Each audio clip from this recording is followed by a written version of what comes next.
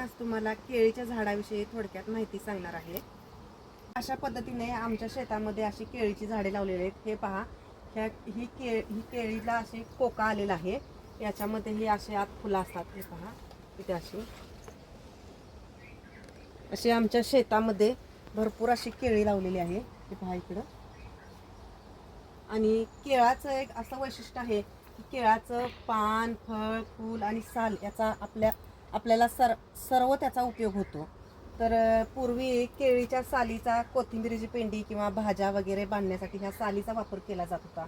आणि आपल्या भारतीय परंपरेनुसार केळीच्या पानावरती जेवलं जात होतं। आणि आपल्या सत्यनारायणाच्या पूजेसाठी किंवा शिऱ्यातमध्ये किंवा पंचामृत करण्यासाठी केळीचा वापर केला जात होता। आणि भाज्या करण्यासाठी सुद्धा केळीच्या ह्या फुलांचा वापर केला जातो। याला कोका म्हणतात। आणि ह्याला छोटी छोटी केळं येतात। आणि ह्याची भाजी केल्यानंतर आपल्या शरीराला कॅल्शियमचं प्रमाण वाढतं ह्या कच्ची फुलांची भाजी खाल्ल्यामुळं। आणि लहान मुलाला प्रथम फळ दिलं जाणार म्हणजे हे केळीच असते। केळी हा असं फळ आहे की ते लहान मुलांना आणि वृद्ध किंवा तरुण किंवा अशी सर्वांनाच केळी चालते असं हे केळीचं फळ आहे। केळापासून आपल्या शरीराला भरपूर फायदा मिळतो। आणि केळीचं झाड असं प्रत्येकानं आपापल्या बागेत किंवा आपल्या जिथं आपल्याला योग्य वाटेल तिथं लावावं असं मला वाटतं। तर हे पहा, हे केळीचं झाड आहे। आणि ह्याला आता इथे मगाशी आपण तिथं पाहिलं तिथं कोका होता आणि हे त्याला अशा केळीचा मोठा असा घड लागलेला आहे। ही केळी अशी पूर्ण पक्व झाली की त्याला त्याची पिकायला लागल्यानंतर हे असं जे खाली जे असं जे दिसतंय हे झडतं हे। मग त्याला आपण त्यावेळेला आपण समजायचं की ही केळी आता पिकण्यासाठी तयार आहे। त्यावेळेला हा केळीचा घड काढला जातो। आणि घड काढत असताना इथं केळीला असं खुरप्यानं असो किंवा कोयत्यानं असो इथं मारलं जातं व नंतर केळीचा घड काढला जातो। आपल्या भारतीय परंपरेनुसार आधी केळीलाच इथं असं मारलं जातं आणि नंतर मग केळीचा घड काढला जातो।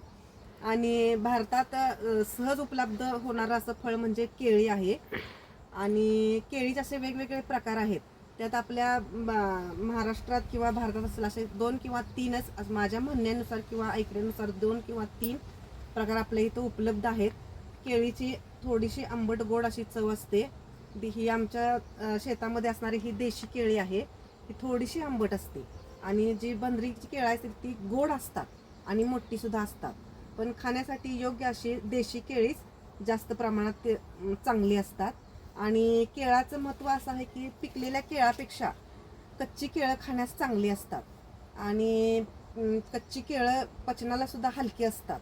आणि पिकलेली जी केळं असतात ते जड असतं।